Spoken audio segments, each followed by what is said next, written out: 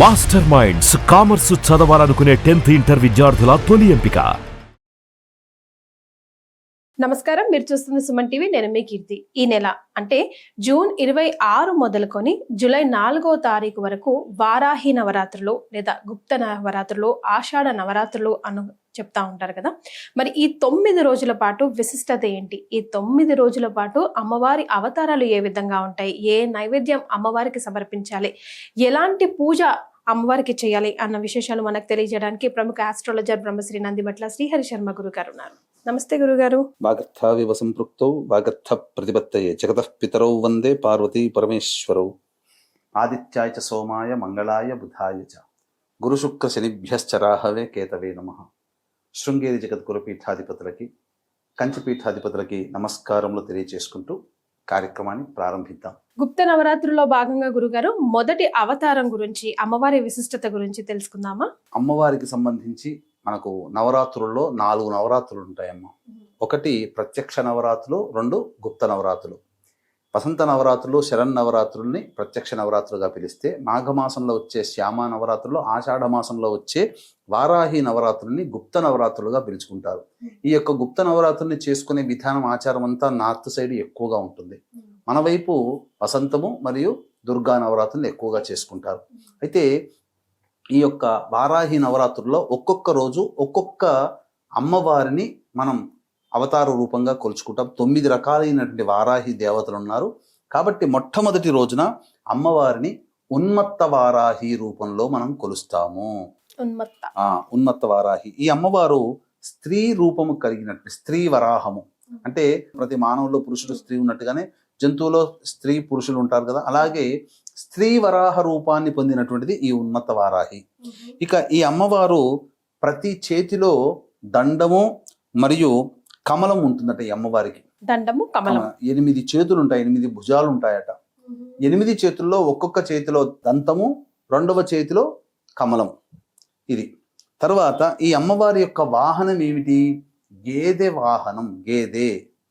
గేదెని వాహనంగా ఉంటుంది. అయితే ఈ అమ్మవారిని పూజించడం ద్వారా మనకేంటంటే ఎన్ని కష్టాలు వచ్చినా ఆ కష్టాలు, నష్టముల నుంచి అమ్మవారు మనల్ని రక్షిస్తుంది. అంతేకాకుండా ఆటంకాలు, ఆపద నుంచి రక్షింపజేస్తూ జీవితంలో స్థిరత్వము, శాంతి మరియు ధనవంతుల్ని, ధైర్యాన్ని కూడా ఇచ్చి శత్రు నివారణ చేస్తుంది ఈ అమ్మవారు. ఈ అమ్మవారిని అంటే స్థిరత్వం అంటే ఏంటి?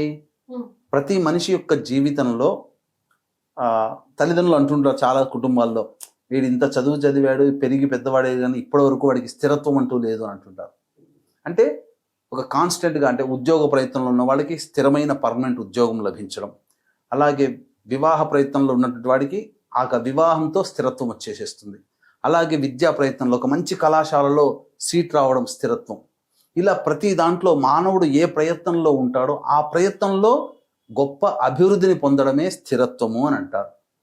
తరచూ ఏదో ఒక అనారోగ్యంతో బాధపడుతుంది. అబ్బా, ఎన్నాళ్ళు అనుభవిస్తామయ్యా ఈ అనారోగ్యము, ఎక్కడ అదుపంటూ లేదా, ఇక అనారోగ్యం పూర్తిగా పోయితే బాగుండు కదా అంటే ఆ అనారోగ్యాన్ని కూడా పూర్తిగా మాపు చేసి స్థిరత్వాన్ని ఇస్తుంది. మనం ఏది కావాలనుకుంటామో ఆ ఉన్మత్త వారాహి అమ్మవారి రూపంలో మనం మొదటి రోజున గనక కొలిచినట్లయితే తప్పకుండా అటువంటి విధి విధానాలతో కూడుకున్నటువంటి జీవితం మనకు అమ్మవారు ప్రసాదిస్తుంది.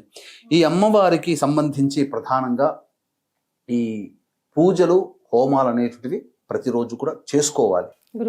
ఈ అమ్మవారికి సంబంధించి పూజ చేసేటువంటి వారాహి అమ్మవారిని గనక నవరాత్రుల్లో భాగంగా పూజ చేసుకునే వాళ్ళు మొదటి రూపంలో ఆ రూపాన్ని మనసులో ధ్యానం చేసుకోవాలి. ఉన్మత్త వారాహి అంటే స్త్రీ వరాహ రూపము. ఒక చేతిలో దంతము, ఇంకొక చేతిలో కమల పుష్పము ధరించి ఉన్నటువంటిది, గేదెని ఎక్కినటువంటి వరాహమూర్తి అమ్మవారిని నమస్కరించుకుంటున్నాను అని చెప్పి ఆ అమ్మవారిని గనక పూజ గనక చేసుకుంటే ఉన్మత్త వారాహి యొక్క అనుగ్రహం సంపూర్ణంగా కలుగుతుంది. అలాగే వీక్షించేటువంటి ప్రేక్షకులు కూడా ప్రతిరోజు కూడా అమ్మవారి పూజ చేసుకునే వాళ్ళు ఉంటారు. కానీ ఎంత చేసినా ఆఖరణ హోమం కూడా చేసుకోవాలనే కోరిక ఉంటుంది. కొంతమంది మనకు అవకాశం లేదు, చేసుకోలేకపోతున్నాము, కానీ అమ్మవారి విశేషం తెలిసిన తర్వాత చేసుకోవాలనే కోరిక మనసు ఉంటుంది.